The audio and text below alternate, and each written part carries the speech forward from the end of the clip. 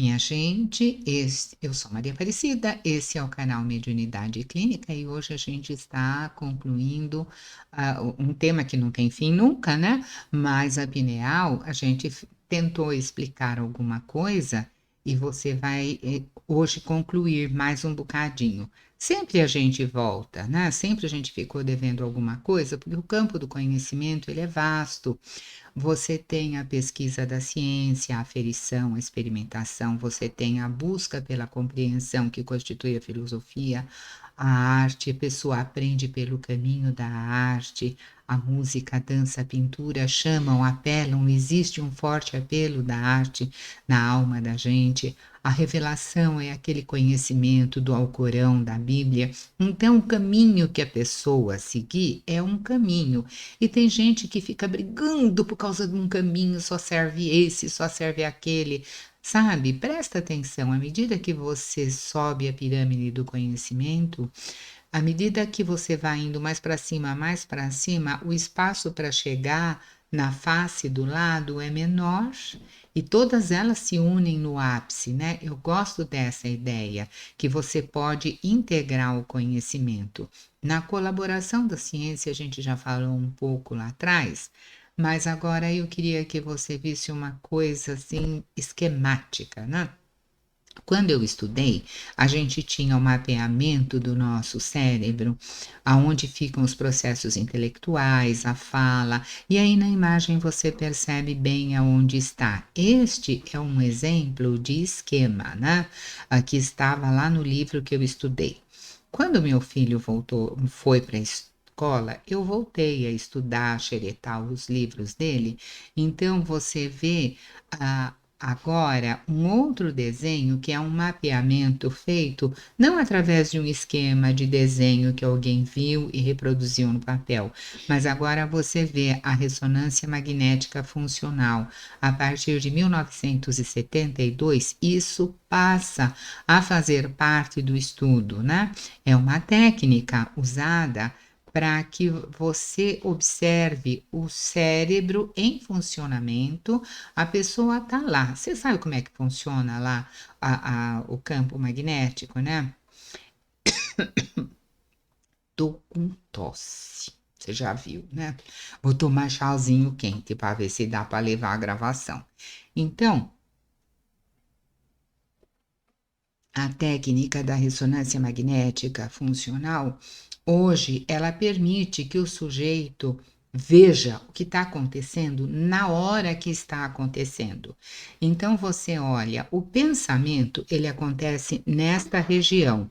O cara está lá estudando, pensando, deduzindo, o fluxo sanguíneo está aqui. Quando ele está ouvindo, esta região aparece lá no campo de ressonância que está mostrando lá. Você entra dentro daquele biscoitão, aquele biscoitão tem um campo enorme, é como se fosse feito de um grande ímã. E aí vai tirando fotografias moderníssimas de você. E essas fotografias são transportadas para o computador e o doutor fica lá do lado olhando.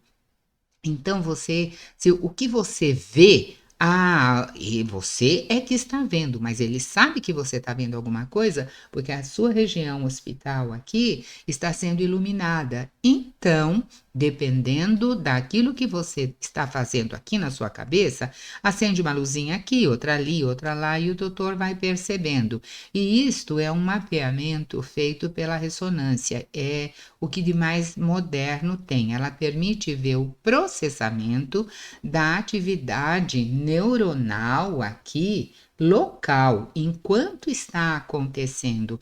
Eu acho isso muito, muito importante a gente juntar os conhecimentos. Agora eu quero que na próxima imagem você compare que de um lado você vê aquele que foi feito lá atrás com os recursos da época e os de hoje. Mas se você prestar atenção, estava tudo certinho, as regiões. Então, isso é uma constatação. Hoje, com as pesquisas, aqueles esquemas, né, eles foram confirmados e isso nos faz caminhar.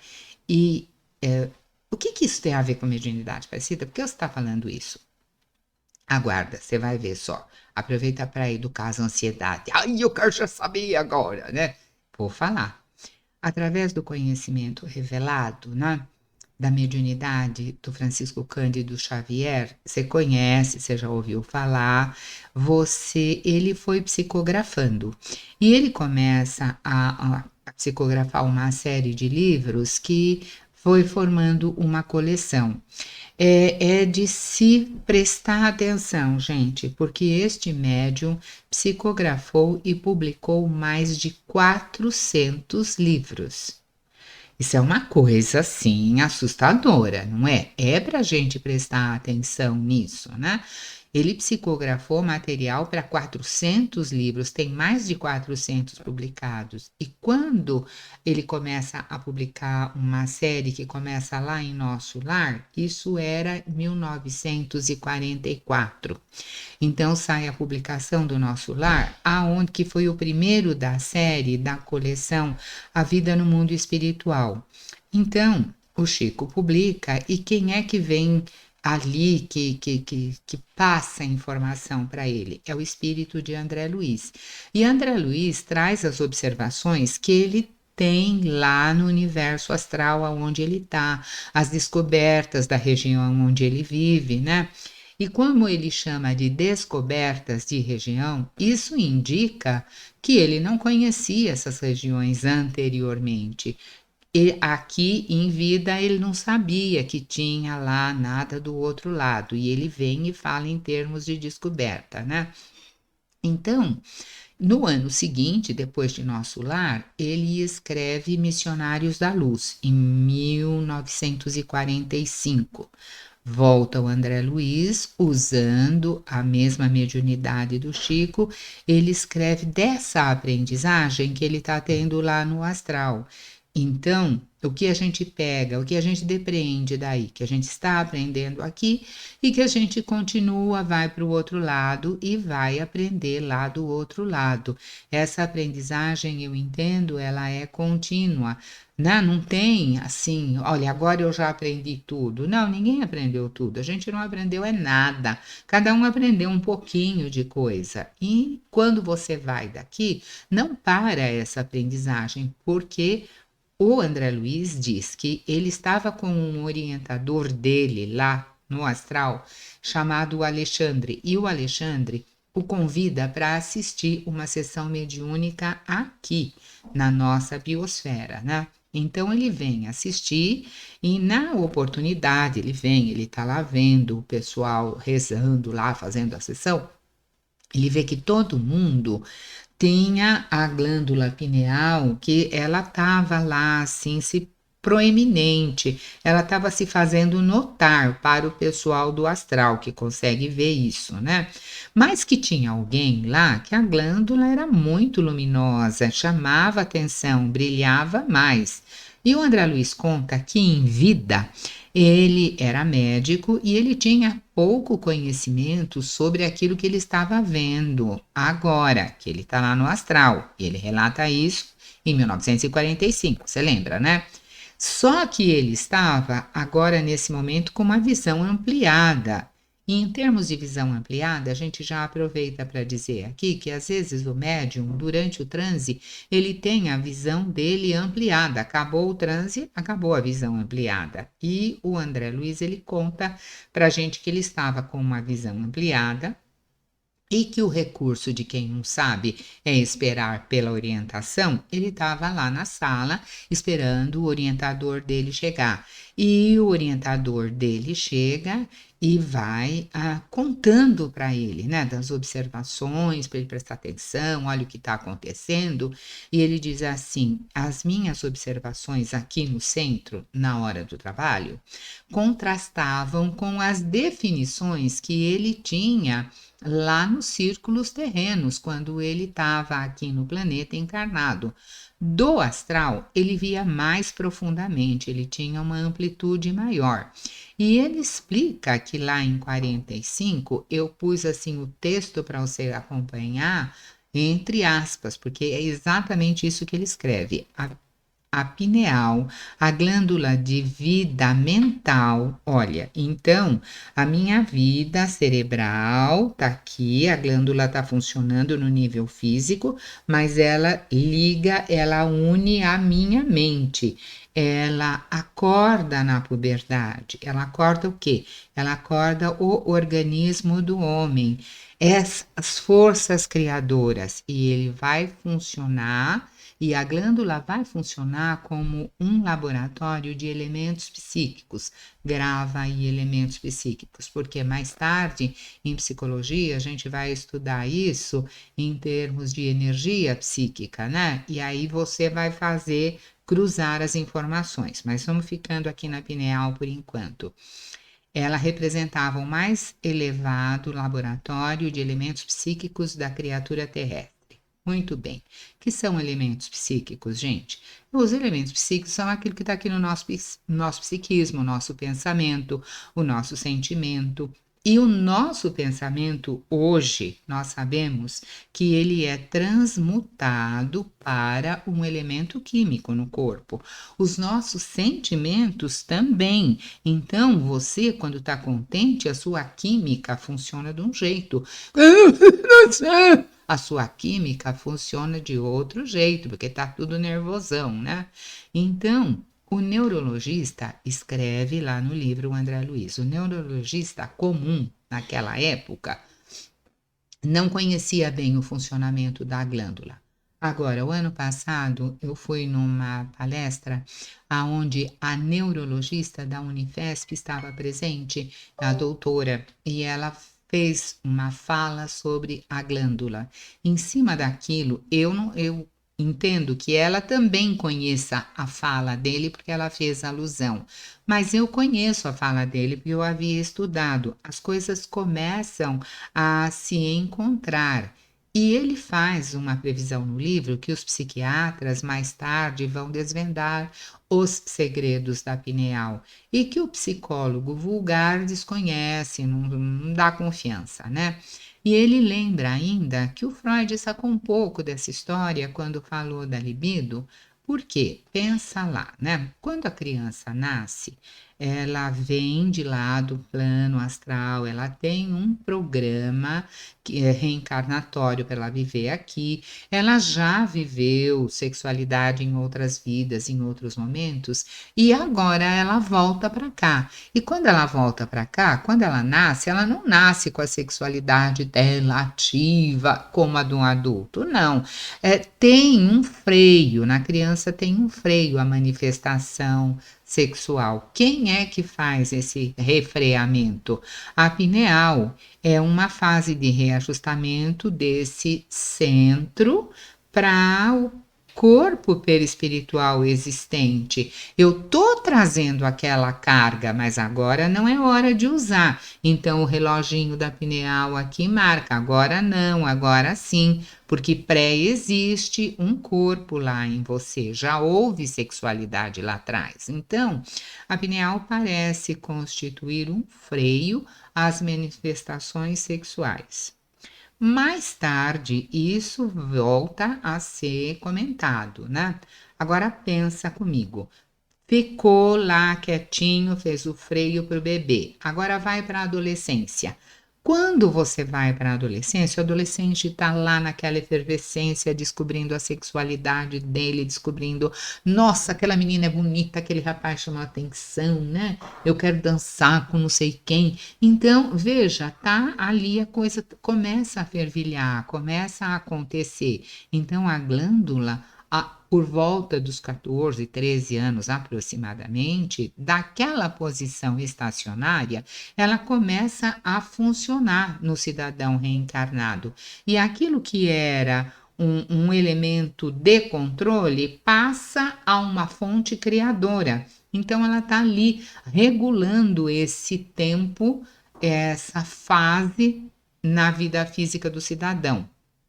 A glândula pineal, ela se reajusta então a essa sinfonia orgânica que temos, né? E ela reabre o universo das sensações e impressões da nossa esfera emocional.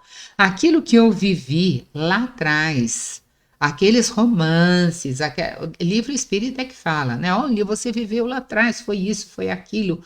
Então, é para mostrar que aquilo que a gente viveu, a gente traz. E agora ela vai abrir da onde a gente parou. Então, ela retoma o capítulo da sexualidade da onde a gente parou. Ela retoma essa bagagem que ela trazia do passado, que vem do passado, e como que a gente retoma aqui? A gente retoma na forma de impulsos, né? E o que a psicologia chama de impulso? A psicologia chama de impulso justamente isso que você vem trazendo do passado. Quando você cruza as informações, porque a faculdade não vai ler o André Luiz, o pessoal do centro não vai estudar na faculdade, então não cruza as informações. Mas se você fizer as duas coisas, você vai cruzar com facilidade. Eu não sou nenhum gênio e percebo claramente que cada um está apresentando a sua faceta do mesmo fenômeno, cada um dentro do seu ponto de vista. Então, a pineal preside os fenômenos nervosos da emotividade, né? E o que quer dizer isso? A minha emoção de adolescente, essa descoberta, ela está lá tomando conta.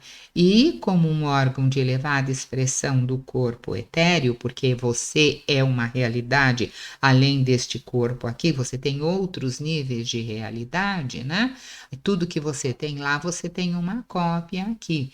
Então, quando nós estamos falando de retomar a emoção, nós estamos falando do impulso, nós estamos falando da sexualidade, nós estamos falando, tudo veio no mesmo kit e você está aqui. Então, ela desata, de certo modo, os laços divinos da natureza que unem uma encarnação à outra.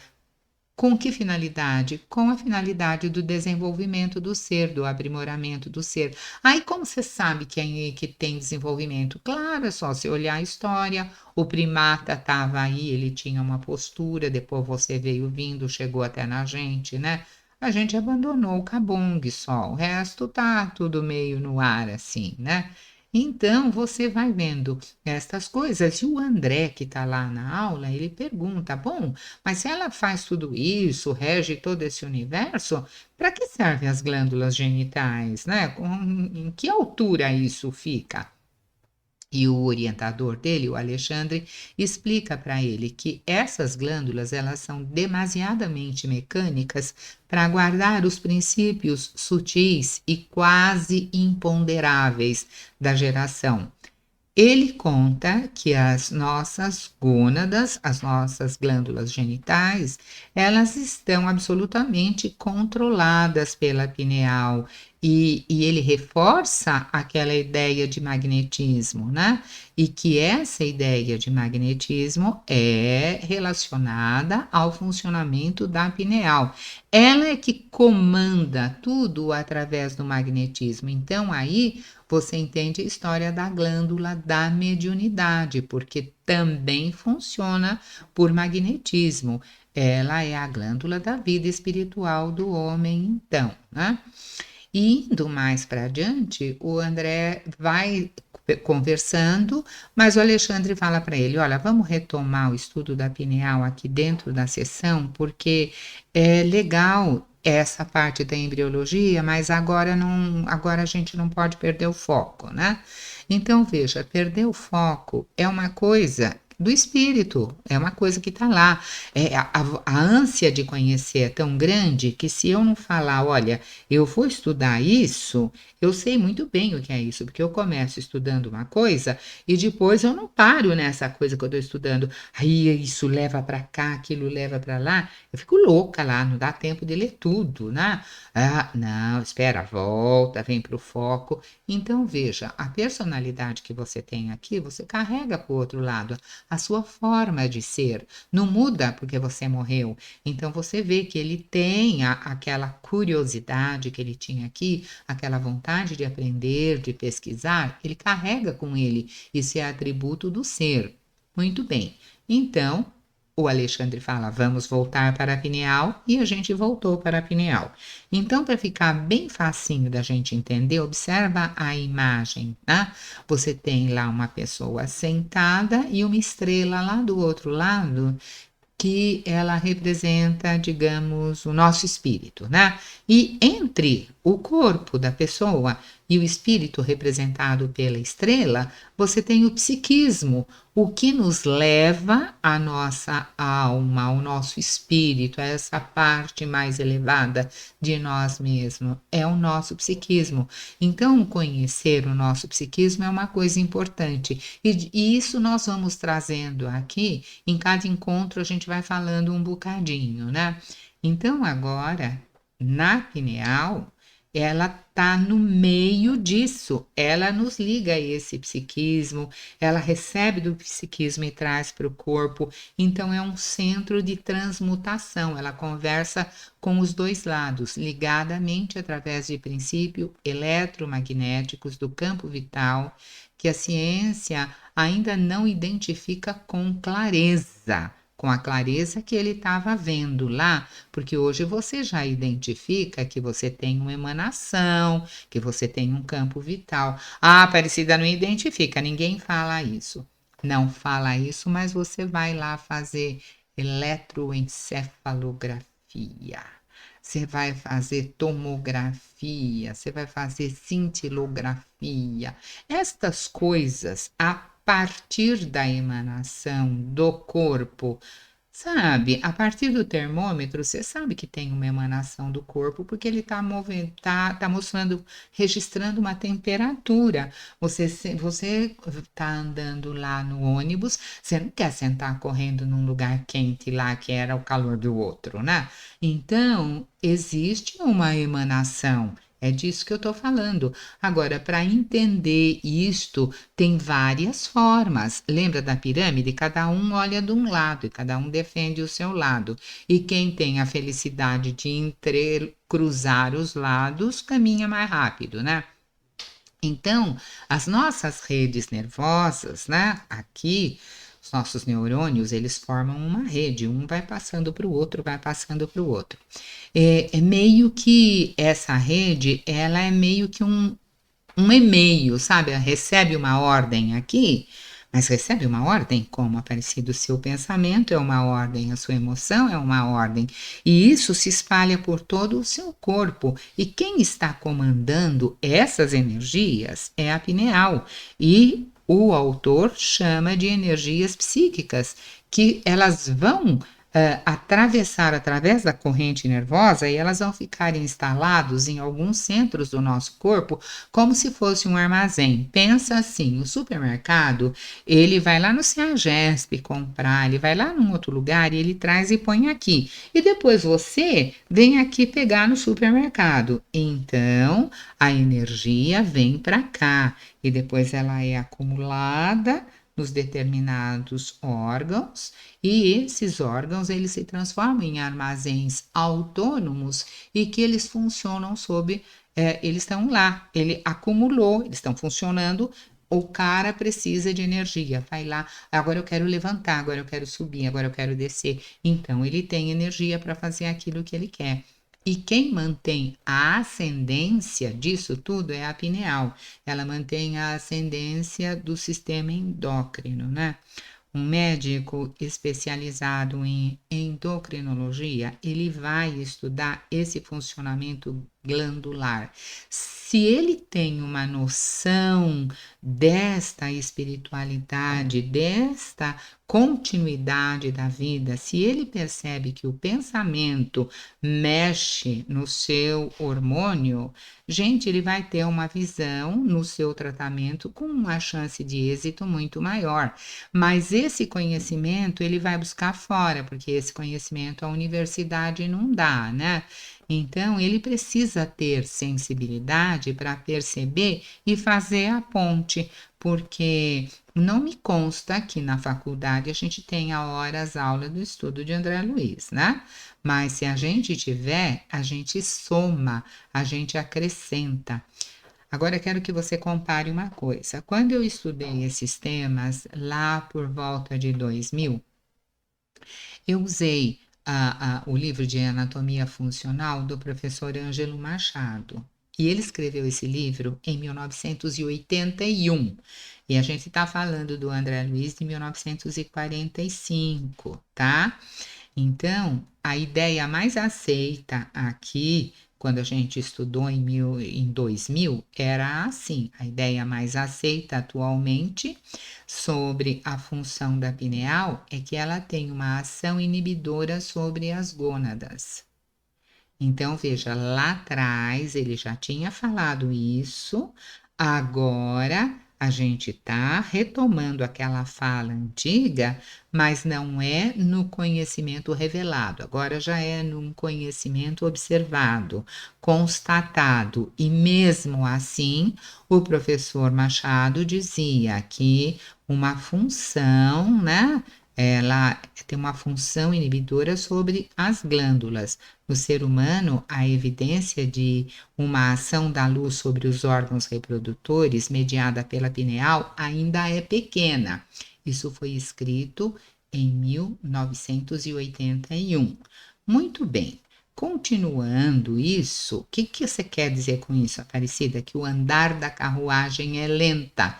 Vem o conhecimento revelado, depois precisa vir o conhecimento formal, terreno, a tecnologia para juntar tudo isso para chegar naquilo. Então, você pode pesquisar. Não estou mandando você fechar o olho para pesquisa, não é isso. Mas a gente está vendo o encontro, a gente está vendo que a função psíquica está lá, a intuição, olha, você vai lá, pesquisa isso, pesquisa aquilo e vai ver. E hoje, depois das pesquisas prontas, o que é que a gente encontrou? Olha lá a imagem de que estamos caminhando, né? Você lembra que a pineal, ela tá lá dentro, lá no centro do crânio, e que a luz entra pelos olhos, faz um caminho, passa pela retina, pelo hipotálamo e vai tem uma parte que vai formar a imagem aqui no hospital, mas tem uma parte que dá uma volta. E olha lá no nosso desenhinho, a volta está em verde para você ver o caminho que faz. Hoje já se consegue perceber isso, né? E ali do lado eu botei até a estrutura para você ver. Não só ver, perceber, fotografar através da técnica apropriada e depois o laboratório ainda vai te dar a estrutura daquilo que a pineal faz. E ainda nós ficamos sabendo que existem outros elementos feitos que ainda não foram pesquisados, mas já se descobre aqui o caminho para, né? Aonde nós já chegamos hoje com a pesquisa, com a mediunidade, fazendo o cruzamento com a ciência, né? Através do uso da ressonância magnética funcional. Uma experiência, gente, uma pesquisa. Eu gosto muito das experiências e das pesquisas.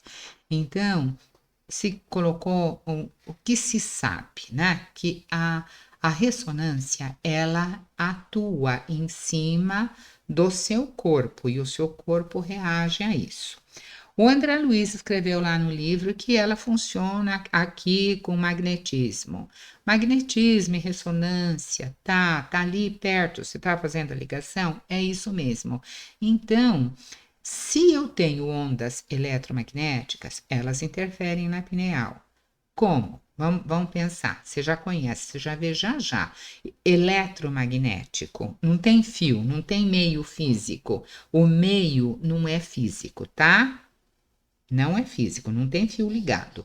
Mas você tem o uso do Wi-Fi, você usa o celular, você usa a televisão. Tudo isso interfere. Tudo isso interfere. Legal. Você, do ponto de vista emocional, eu botei ali a depressão. Mexe também na pineal? Mexe, porque é um sentimento, é um estado todo de tudo isso aqui que mexe com tudo, mexe lá também. E aí você tem o transe mediúnico. Pera, mas então você está falando tudo isso e qual é que é a experiência? A experiência é que se o transe interfere na pineal e você consegue, através da aparelhagem, né, da tecnologia, você consegue perceber, olha, aquele cara lá, ele está sob uma experiência, ele está em transe e agora a gente fez aqui uma ressonância magnética grande. e aquele ali, ele não está em transe, mas ele também está sentindo alguma coisa. Então, como que é essa história? Então, a a máquina que capta as coisas, que capta a resposta do ser, que registra e que vai para o computador, ela não sabe se ele está em transe ou não. Ela simplesmente registra o que está acontecendo. Então, se o transe interfere na pineal, é porque o transe existe e a máquina não sabe que o transe existe.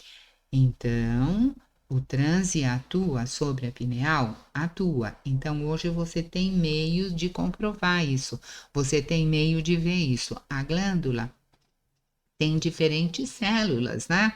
E cada uma vai produzir um tipo de coisa. A melatonina, ela já é conhecida, mas ainda ela secreta alguns peptídeos, alguns elementos lá que não se sabe aquilo que faz, né? Então a pesquisa vai continuar? Vai continuar. Hoje ficou a informação que os campos eletromagnéticos interferem na dinâmica da pineal. Ótimo. Se interfere na dinâmica pineal, eu posso pensar, eu tenho um campo eletromagnético, eu sou um campo elétrico. Parecida, como assim um campo elétrico? Você não faz eletroencefalo, está medindo as suas eletricidades encefálicas, né? Então, você tem um nível de energia no corpo que faz de você, o teu corpo, ser um campo também eletromagnético. E esse campo lembra do campo. Você lembra do ímã? Que ele tem um campo ao redor dele e que ele atrai coisas ou ele empurra coisas. É disso que a gente está falando, desse campo, né? Então, esse campo é a região que está em torno do ímã. As coisas dentro desse campo, as coisas que vão para esse campo, elas se conversam ali uma com as outras. Desde a Grécia Antiga é que se sabe que existe esse campo magnético, se tem ideia de magnetismo, mas isso só foi estudado lá, pesquisado, olhado, descoberto, bateu o martelo em 1800 e tralalá. Então, desde antes de Cristo até 1800, foram se desenvolvendo ideias, pensamentos e técnicas até chegar neste momento que isto fica comprovado. Então, nós caminhamos lentamente? Caminhamos, mas hoje você já dispõe de conhecimento para isso. Para conhecer, você precisa estudar, você precisa pesquisar, né? Então, você, campo, aqui, tem um nível de atuação ao seu redor, isso quer dizer que você recebe e emite simultaneamente. Então, eu sou capaz de receber uma mensagem e de emitir através de magnetismo, é isso? É. Não é assim que acontece o passe? Não é assim que acontece o benzimento? Não é assim que acontece o reiki? Não é assim que acontece o jurei? De alguma forma você já conhece isso não é novidade nenhuma, né? Você atrai e emite simultaneamente. Então, na experiência, as pessoas foram submetidas a uma carga muito alta de ressonância magnética, um imã lá e o cara lá, né? Essa carga atinge a pineal, porque a pessoa estava dentro daquele campo, médium não médium, ela estava lá dentro daquele campo e a carga atinge a pineal. Resultado dessa ressonância, dessa reverberação, a pessoa, médium ou não, teve um transe, porque não é uma atuação magnética. Então, se eu arrumar um imenso campo magnético aqui, botar o cara lá dentro, ele vai perceber alguma coisa. E de fato ele percebeu. Foi um transe religioso? Não, não foi. Foi através de magnetismo. A indução magnética produzia mais melatonina. E aí, como é que é? Aí a pessoa fica mais leve, mais solta, mais relaxada, né? E como é que a gente, quando a pessoa vai no centro e ela entra em transe, como é? Apaga um pouco a luz, é negócio de luz lá ligado ao pineal, né? Então apaga um pouco a luz, faz uma música suave, uma prece e vai pedindo que a pessoa relaxe, que preste atenção na respiração. Você vai induzindo ao transe, é uma indução que você faz. Agora, quando você estava naquele grande campo magnético, também havia uma indução, mas era de uma outra forma. O interessante é que a pessoa diminuiu o estado mental dela, né? E ao diminuir o estado mental dela, ela teve algumas visões, ela teve algumas visões, ela nem sabia exatamente o que ela estava vendo, ou outras sabiam, e elas vão relatar. Mas nessa diminuição do estado mental, era possível mensurar. E se você olhar lá na tela, o nosso universo psíquico, a nossa mente, lá o nosso cérebro vindo, né? Na sequência, você vai ter uma aferição desse funcionamento. E quando você está assim bem desperto com a consciência em vigília, você está em estado beta, que é aquele que você está vendo lá desperto, né? Depois, quando você faz o relaxamento que a gente faz no centro para entrar em transe, aí você mudou o estado mental, é estado alfa. Quando você está em meditação profunda, acabou tudo aqui, não estou nem prestando atenção mais nada, tô lá no fundão de mim mesmo, é o estado teta. E quando você dorme, que aí pode passar um trem lá fora, um avião lá fora, você dormiu. Sono profundo, estado de sono profundo é delta. Então, de posse de toda esta aparelhagem, de todo esse estudo, que a gente está fazendo uma pincelada rápida aqui, mas é para você saber da fundamentação, depois você vai estudar estas coisas, né? A pessoa atinge os estados de transe mediúnico, mas aquele transe que a gente estava falando lá da experiência induzido pelo magnetismo, ele era desorganizado. Ou se observou no final da experiência que não havia uma ideia central. As pessoas viram alguma coisa, viram alguma luz, outras viram outra, mas não tinha uma sequência, não tinha um enredo, não tinha uma ideia básica, né? Parecia que para aquelas pessoas o transe foi feito de imagens aleatórias, não tinha um cunho religioso claro ali, não tinham lógica naquele transe, não tinha roteiro, tá? Então você entendeu? Se a gente já chegou a perceber que pode induzir o transe que você induz através da ressonância magnética, né? Ele tem uma dinâmica, a pessoa quieta, relaxa, ela até percebe algumas coisas, mas não tem uma linha mestra, não tem um caminho, você está entendendo? E quando você atua de uma outra forma, e isso é muito bom para a gente ver que diferença faz um transe e outro transe, porque nos dois tinha a glândula pineal, tinha magnetismo, tinha estado alterado de consciência, porque foi baixando o facho, e tinha até imagens de cunho religioso, mas não tinha lógica, não tinha uma ideia central, não tinha senso crítico, porque não tinha alma, porque não tinha espírito. Então, não basta a ressonância, não basta o magnetismo, né? Havia uma parte material, havia uma parte energética, sim, mas não havia intenção, vontade, espírito, né? Não tinha a parte espiritual. Então, vamos lá.